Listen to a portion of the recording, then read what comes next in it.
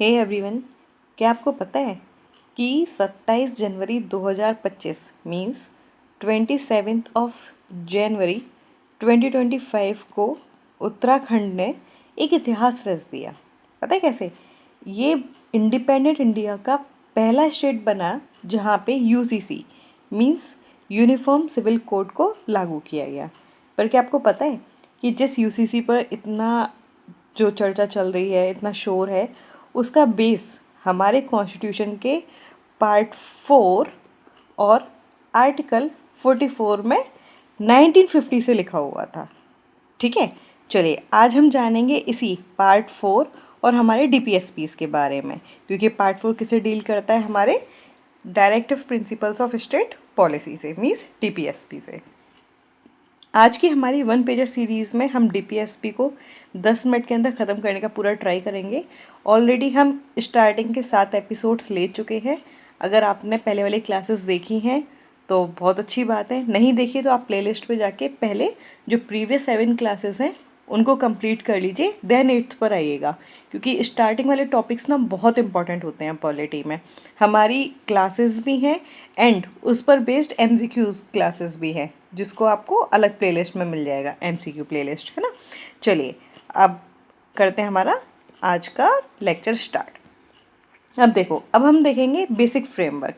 तो सबसे पहले जो बेसिक चीज़ होती है कि जो हमारा डीपीएसपी है वो कहाँ पर है, तो याद रखिएगा पार्ट 4 में मेंशन है हमारे कॉन्स्टिट्यूशन में कौन कौन से आर्टिकल्स डील करते हैं डीपीएसपीस को। तो याद रखना है आर्टिकल्स 36 to 51। सोर्स क्या है? Irish constitution. और आयरिश कॉन्स्टिट्यूशन का भी अगर हम देखेंगे कि ओरिजिनली कहाँ से बोरोड किया गया है, तो याद रखिएगा स्पेनिश कॉन्स्टिट्यूशन से। हमने लिया है आयरिश से, बट आयरिश ने भी बोरोड कहाँ से किया था? स्पेनिश कॉन्स्टिट्यूशन से, ये ध्यान रखना है। अब देखते हैं हम नेचर कैसा है किसका? हमारे डीपीएसपी का। ओके, ये कैसे होते हैं? Non justiciable. Non justiciable and justiciable में डिफरेंस प्रीवियस क्लासेस में बता चुकी हूँ, बट स्टिल एक बार और बता देती हूँ। अगर मान लीजिए कोई भी पर्सन जाता है सुप्रीम कोर्ट में या हाई कोर्ट्स में, चला गया कि मेरे ये जो प्रोविज़न है ये हमारे दे रखे हैं डीपीएसपी में, ये एनफोर्स नहीं हो रहे हैं, तो आप इसके लिए कुछ करो। तो ऐसा नहीं है, डीपीएसपी क्या है? नॉन जस्टिसेबल है। मतलब गवर्नमेंट अगर इन्हें फुलफिल ना करे, है ना, अगर नहीं कर पा रही है, तो आप हाई कोर्ट या सुप्रीम कोर्ट नहीं जा सकते हो। सिंपल वर्ड्स, जस्टिसेबल हैं हमारे फंडामेंटल राइट्स, इनके लिए आप डायरेक्टली कोर्ट में जा सकते हो। बट हमारा प्रियम्बल हुआ, फंडामेंटल ड्यूटीज़ हुई या डीपीएसपीज हुए, ये क्या है? नॉन जस्टिसेबल है। इसको आपको ध्यान रखना है।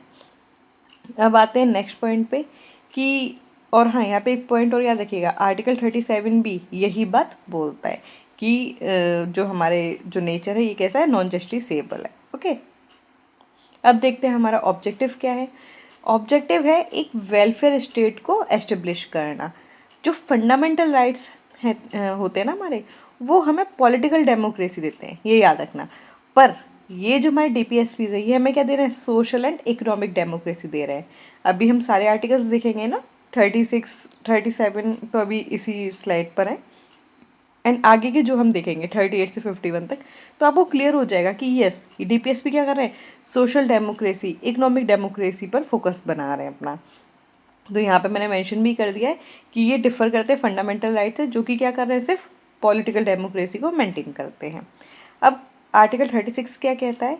जो स्टेट की डेफिनेशन है ना, जो हमने फंडामेंटल राइट्स में आर्टिकल 12 में पढ़ी थी, वही सेम हमारी कहाँ पर है? आर्टिकल 36 में भी है। ओके, ये आपको ध्यान रखना है। अब चलिए आगे देखते हैं। अब इसमें आपका ये जो 2 पॉइंट्स हैं इसको और देख लेते हैं। ये जो हमारे की कोट्स हैं, कई बार पूछ लेते हैं कि जो doctor B are Ambedkar ji थे, उन्होंने डीपीएसपीस को क्या कहा था? नोवेल फीचर्स कहा था किसका? कॉन्स्टिट्यूशन का। एंड सोल किसको कहा है? Article 32 of the Indian constitution को। ये आपको ध्यान रखना है। ग्रेनवल ऑस्टिन ने क्या बोला था? जो हमारे फंडामेंटल राइट्स हैं और हमारे डीपीएसपीज हैं, ये दोनों साथ में क्या है? कॉन्साइंस है हमारे कॉन्स्टिट्यूशन के लिए। ठीक है, कॉन्शियंस है हमारे कॉन्स्टिट्यूशन के लिए, मतलब ये उसका ब्रेन दिखा रहे हैं ना कि क्या एग्जैक्टली वो लोग चाह रहे थे। ओके, तो ये 2 आपको ध्यान में रखने हैं। अब आइए आगे देखते हैं। ये हैं हमारे सारे के सारे आर्टिकल्स। अब स्क्रीन पर ना ध्यान से देखना सारे के सारे। ये पता है मैच वाले जो क्वेश्चंस आते हैं ना हमारे, मैच द कॉलम वाले, वहाँ से ही डायरेक्ट क्वेश्चंस आ जाते हैं। तो अपने फिंगर टिप्स पे होने चाहिए ये सारे आर्टिकल्स। अब देखते हैं। देखो आर्टिकल 38 सिंपल क्या बोलता है, इनइक्वालिटी को कम करना है। इनइक्वालिटी कम होगी तो मीन्स सोशल ऑर्डर मेंटेन हो जाएगा। तो सोशल ऑर्डर मेंटेन करना है, इनइक्वालिटीज़ को कम करना है। ठीक है, किस टर्म में, income, status, facilities and opportunities के टर्म में। आर्टिकल 39 बोलता है, सिंपल याद रखना है, अगर आप सेम काम कर रहे हो तो आपको सेम मतलब सेम वर्क के लिए सेम पे मिलना चाहिए। ठीक है, लिविंग रिसोर्सेज जो है उनका सही डिस्ट्रीब्यूशन होना चाहिए। तो livelihood, equal pay, equal distribution of material resources, concentration of wealth को इकट्ठा नहीं होने देना है किसी के पास, है ना। मतलब कि मान लो कि किसी सेक्शन ऑफ सोसाइटी के पास ही पूरा का पूरा वेल्थ इकट्ठा हो रहा है, ऐसा नहीं होना है ना, उसको रोकना है। वर्कर्स और चिल्ड्रन को प्रोटेक्ट करना है। अब आर्टिकल 39A हमेशा याद रखना है, जब भी ऐसे ए दिखे ना, इट मीन्स अमेंडमेंट हुआ होगा कुछ, उससे आए हैं अमेंडमेंट हमारे जो हुए हैं मेन चार, वो मैं नेक्स्ट स्लाइड पे अलग से लिखा हुआ है, तो आप उसका टेंशन मत लीजिएगा, है ना, एक ही जगह है। अब देखो आर्टिकल 39A क्या बोलता है, ये सिंपल याद रखना है, फ्री लीगल एड देता है ना। यहाँ पे जो हमारे जो नालसा है ना, जो टेली लॉज लेकर आए, उसका फाउंडेशन बनाता है ये, तो इक्वल जस्टिस मिलेगी। आर्टिकल 40 विलेज पंचायत से डील करता है। एंड हमारा कॉन्स्टिट्यूशनल बेसिस क्या है, आप अब आगे देखोगे कि हमारे जो पंचायती राज है, म्यूनिसिपैलिटीज़ है, तो 73rd कॉन्स्टिट्यूशन अमेंडमेंट एक्ट आया पंचायत के लिए, म्यूनिसिपैलिटीज़ के लिए 74th है। ओके, ये याद रखना है। अब देखो आर्टिकल 41 क्या बोलता है, राइट है work, education and public assistance का केसेस में, सर्टेन केसेस। आर्टिकल 42 बोल रहा है ह्यूमन वर्किंग कंडीशंस होना चाहिए, और मैटरनिटी रिलीफ वाला जो प्रोविजन है वो भी यहीं पे आता है। Article 43 living wage, decent standard of life होना चाहिए वर्कर्स के लिए।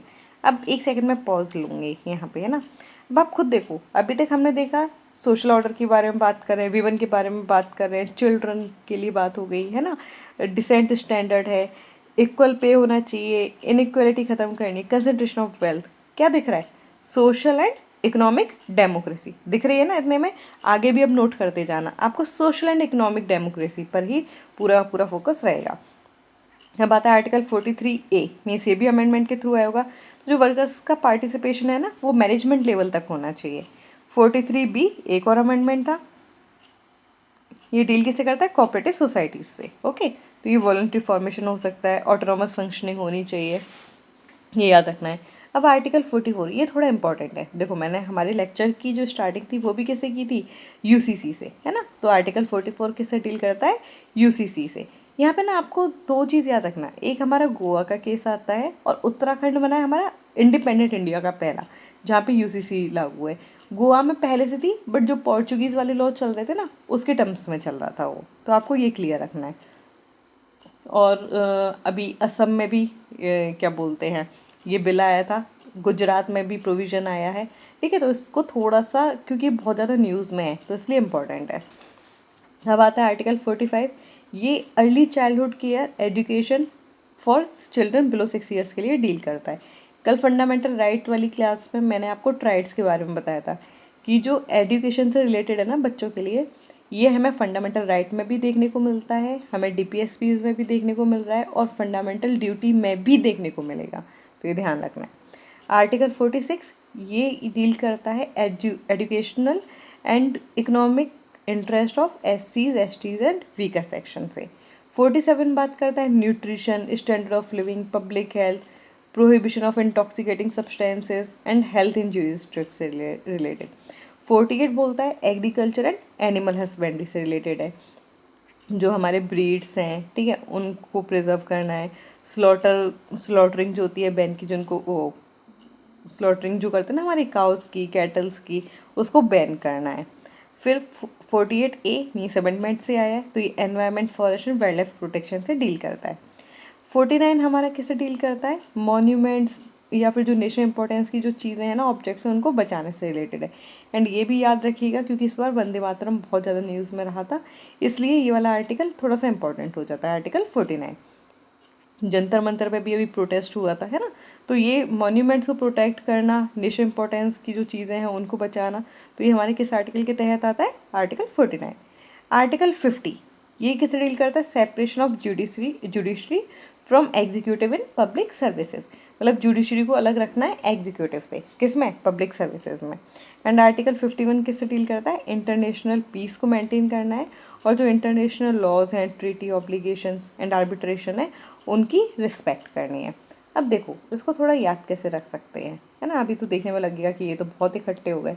अब देखो सबसे पहले हमने 36 देखा, डेफिनेशन बता रहा है स्टेट की। 37 में हमने क्या देखा कि नॉन जस्टिसेबल है। 38 क्या बोलेगा कि जो, अब सबसे पहले हमारे दिमाग में क्या है, सोशल एंड इकोनॉमिक ऑर्डर बना रहे हैं ये, तो इकोनॉमिक में देख लेते हैं हम कि इनइक्वालिटीज़ ख़त्म कर दो, सोशल ऑर्डर होना चाहिए, ये पॉइंट याद रहेगा। 38 में जो बेस है वही से स्टार्ट कर दिया हमने कि क्या कर रहा है, सोशल ऑर्डर को मेंटेन करके रखना है, जो इनइक्वालिटीज़ है उनको कम करना है। फिर इनइक्वालिटीज़ कम कैसे होंगी? जब आप क्या करोगे, सबको लाइवलीहुड दोगे, इक्वल पे दोगे, है ना, इक्वल डिस्ट्रीब्यूशन होगा रिसोर्सेज का, तभी तो सोशल ऑर्डर मेंटेन होगा, जो सबके पास बेसिक चीज़ें होंगी। तो आपको ऐसे याद रखना है। अब बेसिक चीज़ें तब होंगी पर मतलब मान लो आपने बेसिक चीज़ों का प्रोविज़न दे दिया, बट अगर उनके पास फ्री में हेल्प देने वाला कोई नहीं है मान लो, है ना, तो लोग कैसे उसको मतलब अवेयर हो पाएंगे, उसको एक्सेस कर पाएंगे? तो 39A लेके आया कि हाँ इक्वल जस्टिस और फ्री लीगल एड मिलेगी, ऐसे याद रखना है। ओके, फिर आता है आर्टिकल 40, तो यह याद रखिएगा विलेज पंचायत से रिलेटेड है। 41 में अब काम का हक होना चाहिए, पढ़ाई का हक होना चाहिए और लोग हेल्प कर सकें, है ना, पब्लिक असिस्टेंस होनी चाहिए। अब आप काम करने जा रहे हो तो ह्यूमन कंडीशंस मिलनी चाहिए ना वहाँ पे, ह्यूमन कंडीशन में याद रखना मैटरनिटी रिलीफ भी मिलना चाहिए, तो ये क्या हो गया आर्टिकल 42। अब आप काम तो कर रहे हो पर आपको वेजेस भी तो सही मिलने चाहिए, तो आर्टिकल 43 क्या बोलेगा? लिविंग वेज है और डिसेंट स्टैंडर्ड ऑफ लाइफ होना चाहिए वर्कर्स के लिए। अब डिसेंट स्टैंडर्ड कब होगा? जब वो मैनेजमेंट तक काम करेंगे। तो 43A क्या बोलता है कि वर्कर्स का जो पार्टिसिपेशन है वो इंडस्ट्रियल मैनेजमेंट में भी होना चाहिए। अब ये काम कर रहे हैं तो एक कोऑपरेटिव सोसाइटी भी बनाएंगे, तो 43B क्या बोलता है? कोऑपरेटिव सोसाइटीज़ का भी फॉर्मेशन होना चाहिए। इस तरीके से स्टोरी बना के याद रखना। 44 तो आपको याद रहेगा ही, 4 सेम है ना, तो यूनिफॉर्म है, तो ये क्या हो गया? Uniform civil code. अब यूनिफॉर्मिटी आ गई तो मतलब आप स्टार्टिंग जो अर्ली एज से है ना बच्चों को एजुकेशन देना शुरू कर दो कि हम सब यूनिफॉर्म है, इक्वल है। ओके, तो ये हो जाएगा आर्टिकल 45। अब 46 क्या होगा? अब आपने बच्चों को यूनिफॉर्म नॉलेज दे दी, ठीक है, अवेयर करवा दिया, तो अब पता होना चाहिए कि जो हमारे जो बैकवर्ड क्लासेस रह गए हैं, ठीक है, जैसे हमारे शेड्यूल कास्ट, शेड्यूल ट्राइब्स में वीकर सेक्शंस हैं, तो इनके जो एजुकेशन इकोनॉमिक इंटरेस्ट है वो मेंटेन रहेंगे क्योंकि हमारे बच्चे भी अभी समझदार हो गए, ठीक है, तो इसको ऐसे याद रखना है। अब जब आपने पढ़ाई की बातें कर ली, अब न्यूट्रिशन पे जाओगे, तो आर्टिकल 47 किसे डील करेगा? न्यूट्रिशन से, standard of living, public health, ये से कुछ ख़राब चीज़ें नहीं लेनी है क्योंकि आप यूनिफॉर्मली सब समझ चुके हो, पढ़ चुके हो, है ना, तो जो भी इंजूरियस चीज़ें हैं उससे क्या रखना है? दूर रहना है। अब दूर रहोगे इट मीन्स क्या है? आप एग्रीकल्चर पे ध्यान रखोगे, है ना, मीन्स ऑर्गेनिक चीज़ों पे जाओगे, ऐसे याद रखना। तो आर्टिकल 48 क्या है? ऑर्गेनिक चीज़ें याद रखना, मीन्स एग्रीकल्चर और एनिमल हस्बेंड्री। अब आप ऑर्गेनिक पे डिपेंडेंस हो तो आप क्या करोगे कि जो स्लॉटरिंग हो रही है काउस कैटल्स की उस पर बैन लगाओगे। फिर अगर हम एग्रीकल्चर देख रहे हैं तो लॉन्गर टर्म में, मतलब अगर लार्जर पिक्चर देखोगे तो आपको क्या लगेगा? एनवायरनमेंट को भी प्रोटेक्ट करो ना, तो ये अमेंडमेंट लेकर आए थे हम। तो क्या बोला? Environment, forests and wild life protection पे भी क्या देना है? ध्यान देना है, मतलब इनको प्रोटेक्ट करना है। फिर आएगा, अब ये तो प्रोटेक्ट कर लिया एनवायरनमेंट, तो जो इंफ्रास्ट्रक्चर है उस पर आ जाओ, मीन्स जो हमारे मॉन्यूमेंट्स हैं, है ना, जो इंडिया की शान है, उनका अलग नाम है, तो उसको भी हमें प्रोटेक्ट करके रखना है, ये हो गया। अब आ जाएगा 50-50, याद रखो 50-50 रखना है, जुडिशरी और एग्जीक्यूटिव को अलग रखना है। और फिर 51, अब क्या है? जो इंटरनेशनल पीस मेंटेन करनी है, इंडिया में सब अच्छा हो गया तो इंटरनेशनल पीस मेंटेन रखो, जो इंटरनेशनल लॉज हैं, ट्रीटीज़ हैं, उनको भी क्या करो, और मतलब उनके लिए भी रिस्पेक्ट रखनी है।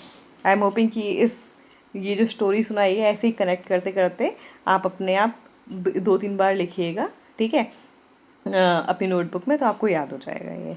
ओके, चलिए अब देखते हैं क्लासिफिकेशन डीपीएसपीज का।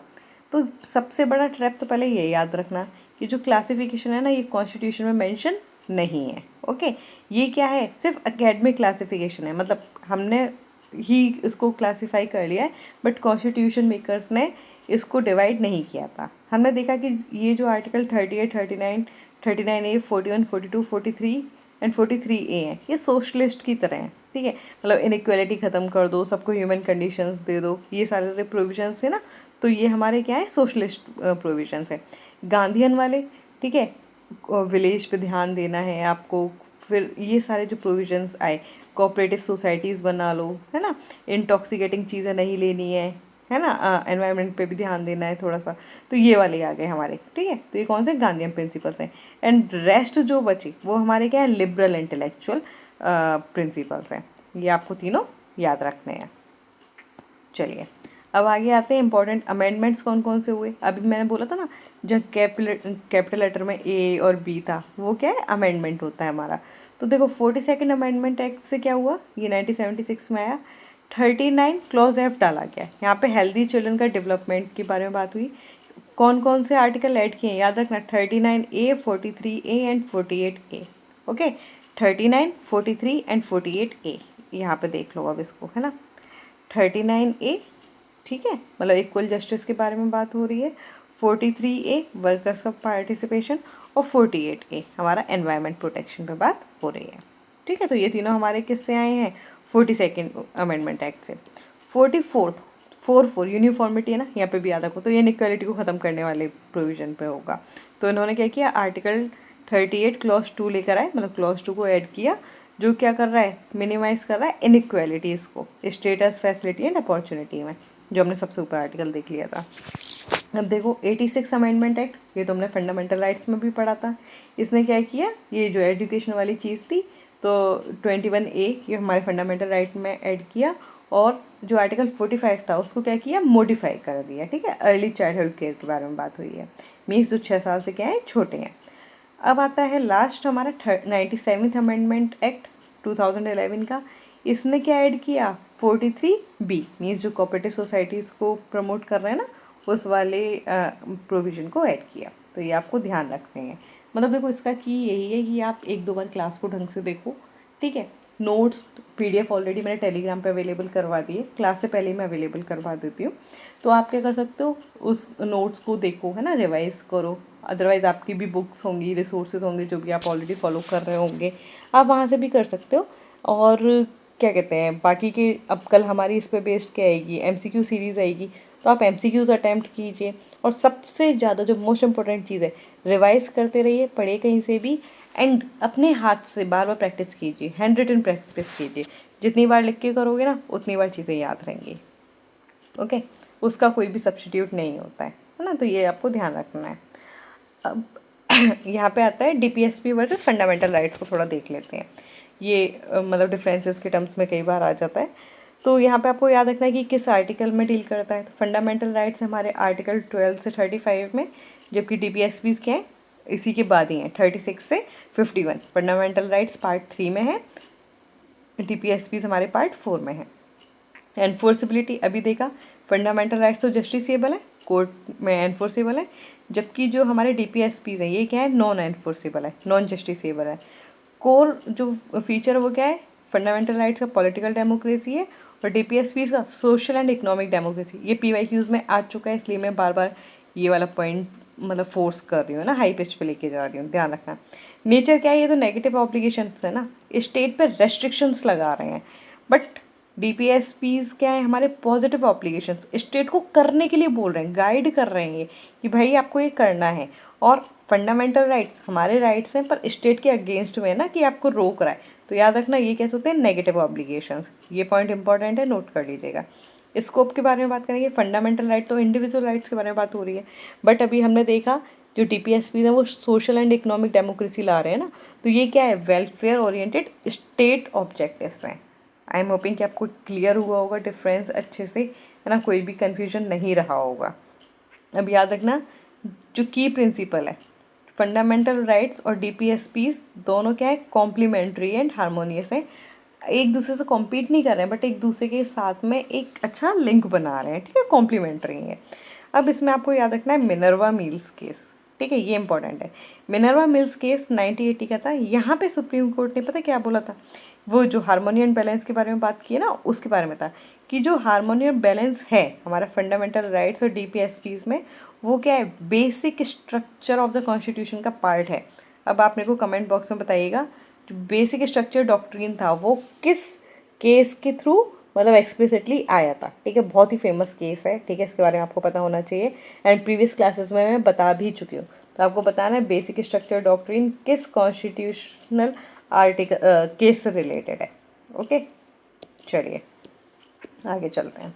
अब हम देखते हैं लैंडमार्क केसेस। ऐसा नहीं है कि मतलब सिर्फ एक ही केस के बारे में बात करेंगे, यहाँ पे ना कई सारे केसेस थे, है ना। मतलब फंडामेंटल राइट्स और टीपीएसपीस के बीच ना अगर लड़ाई हो जाए मान लो, तो कौन जीतेगा, इसके लिए पूरा का पूरा ये इवोल्यूशन चलता रहा केसेस का। तो इसमें सबसे पहला है चंपाकम दोराईराजन 1951 का केस। इसमें पता सिंपली कोर्ट ने क्या बोला, फंडामेंटल राइट सुप्रीम है और डीपीएसपीज उनके नीचे आते हैं। सिंपल सी बात कि यहाँ पे क्या हुआ, फंडामेंटल राइट्स प्रिवेल करेंगे डीपीएसपीज पे, और हमारा क्या आ गया, फर्स्ट कॉन्स्टिट्यूशन अमेंडमेंट एक्ट आ गया था। फिर आया गोलकनाथ केस, ये हमारा 1967 का था। इसमें क्या कहा गया कि फंडामेंटल राइट्स को अमेंड या डाइल्यूट नहीं कर सकते हैं डीपीएसपीज को इम्प्लीमेंट करने के लिए, ठीक है। तो मैं इस फंडामेंटल राइट्स को ऊपर रखा गया कि आप इनको अमेंड नहीं करोगे कि आपको डीपीएसपीज को लागू करना है, इसलिए। फिर आया 25th अमेंडमेंट एक्ट 1971 का। इसने क्या किया, आर्टिकल 31C को लेके आया। आर्टिकल 31C किससे डील करता है कि मतलब पार्लियामेंट कोई भी कानून बनाएगी, लॉज बनाएगी, बट किसके मतलब किसे इम्प्लीमेंट करने के लिए, article 39 clause B and article 39 clause C को।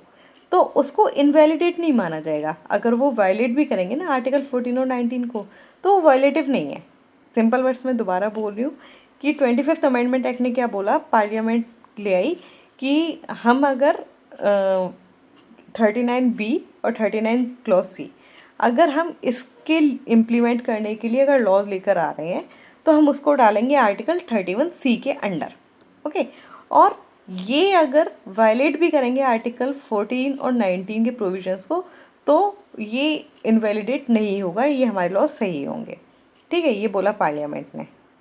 फिर क्या हुआ, सुप्रीम कोर्ट ने बोला भैया ऐसे कैसे करोगे। फिर आया हमारा केशव नंदा भारती केस 1973 का। इसने बोला कि ठीक है, हमने मान लिया जो वैलिड पार्ट है आर्टिकल 31C का वो तो मान लिया, बट बोल दिया गया कि बेसिक स्ट्रक्चर डॉक्ट्रिन जो है ना, इसको आप नहीं छेड़ सकते हो। ये हमारा क्या है, ये तो बेसिक फीचर है ना, आप बेसिक स्ट्रक्चर डॉक्ट्रिन को हाथ नहीं लगा सकते, और जो वैलिड पार्ट है आर्टिकल 31C का उसको अपहेल्ड किया। फिर आया मिनर्वा मिल्स केस 1980 का, जो भी हमने पहले भी देखा कि ये क्या करता है, बैलेंस बनाने की बात करता है पार्ट 3 एंड 4 में, और बोला गया कि ये क्या है, हमारा बेसिक स्ट्रक्चर का पार्ट है। अब देखो, जो मैंने क्वेश्चन पूछा था कमेंट बॉक्स में आंसर देना, वो यहीं पे आंसर आ गया है, तो आप इसको स्किप कर सकते हो, ये वाला आंसर देना, ओके। फिर आया हमारा last case, property owners association versus state of Maharashtra. I think ये 24 का है, एक बार इसको चेक करना पड़ेगा, है ना, जितना मुझे एग्जैक्टली ईयर याद नहीं है इसका, मतलब रिसेंट का ही है ये थोड़ा। अब इसमें क्या किया गया, री एग्जामिन किया गया आर्टिकल 39 क्लॉज बी को। क्या ये मतलब किसके रिगार्डिंग, कि क्या जो हमारे मटेरियल रिसोर्सेज हैं कम्युनिटी के, वो प्राइवेटली ओन्ड रिसोर्सेज को भी काउंट करते हैं या सिर्फ पब्लिकली वाले की बात की हुई है, ठीक है। तो मीन्स देखो नाम से क्लियर है, प्रॉपर्टी ओनर्स के रिलेटेड है कि जो 39 क्लॉज बी है, क्या ये हमारे सिर्फ पब्लिक वाले को काउंट करता है या प्राइवेटली वाले को भी काउंट करता है, ओके। तो ये इससे रिलेटेड था। अब एक चीज़ याद रखिएगा, जो एग्जाम ट्रैप है, जो 42nd अमेंडमेंट एक्ट आया ना, उसने क्या दिया कि वाइडर प्रेसिडेंस दिया किसको, हमारे सारे के सारे डीपीएसपीस को, ओवर किसके ऊपर, जो हमारे फंडामेंटल राइट्स हैं उनके ऊपर। कौन कौन से, 14, 19 एंड 31। किसके थ्रू, आर्टिकल 31C के थ्रू। अभी देखा था ना पीछे कि यहाँ पे देख लो, ठीक है, जो 25th अमेंडमेंट एक्ट लेकर आए थे कि 31C आर्टिकल लेकर आए और बोला कि अगर हम 39B और 39C को अगर इम्प्लीमेंट करवा रहे हैं किसी लॉ के थ्रू, और अगर वो वायलेट भी करेगा आर्टिकल 14 और 19 को, तो वो इनवैलिड नहीं होगा। तो यही वाली बात यहाँ पे बोली है कि 42nd अमेंडमेंट एक्ट ने तो ये ट्राई किया था, बट सुप्रीम कोर्ट ने क्या कर दिया, इस वाले जो प्रोविज़न को मिनर्वा मिल्स केस में पूरा का पूरा क्या कर दिया, ख़त्म कर दिया, स्ट्रक डाउन कर दिया कि नहीं ऐसा कुछ नहीं है, फंडामेंटल राइट्स हमारे मेंटेन होने चाहिए, क्योंकि ये क्या है, बेसिक स्ट्रक्चर ऑफ डॉक्ट्रिन का पार्ट है, ये हमारे बेसिक स्ट्रक्चर है, ओके। चलिए अब देखते हैं कि आपने ये जो हमारा पूरा का पूरी क्लास थी इसको कितना ध्यान से सुना है, कितना ध्यान आपका स्क्रीन पर था, है ना। चलिए अब ये है आपका आज का प्रैक्टिस एमसीक्यू। आपने अगर आज का लेक्चर अगर अच्छे से ध्यान से सुना होगा तो ये आपको बहुत ईजी लगने वाला है, अदरवाइज़ आपको दिक्कत आएगी। तो क्वेश्चन को ध्यान से पढ़िएगा कि क्वेश्चन कहना क्या चाह रहा है। मैं एक बार थोड़ा सा इसको मतलब एक्सप्लेन कर देती हूँ, बट आंसर्स का आपको ही देना है कमेंट बॉक्स में। तो क्या है question? Consider the following statements regarding the DPSPs। Indian constitution explicitly classifies the DPSP into socialist, guardian and liberal intellectual categories. क्या ऐसा है? मतलब कॉन्स्टिट्यूशन ने ही एक्सप्लिसिटली क्लासीफाई किया है DPSPs को 3 पार्ट्स में। सेकेंड स्टेटमेंट क्या कह रहा है? DPSPs क्या है? नॉन जस्टिसेबल है इन नेचर में, but they are declared as fundamental in the governance of the country. क्या ये नॉन जस्टिसेबल है, बट हर सरकार को ध्यान रखना है इसको इम्प्लीमेंट करने का। स्टेटमेंट 3 क्या बोला? The supreme court in the Minerva mills case 1980 held that the harmony and balance between the fundamental rights and DPSPs N essential feature of basic structure of the constitution. क्या supreme court ने Minerva mills case में बोला था ये harmony वाली बात कि fundamental rights और DPSPs में मेंटेन करना ज़रूरी है क्योंकि ये बेसिक स्ट्रक्चर का पार्ट है? चलिए आपके जो भी आंसर हो वो बताइएगा। करेक्ट पूछा है।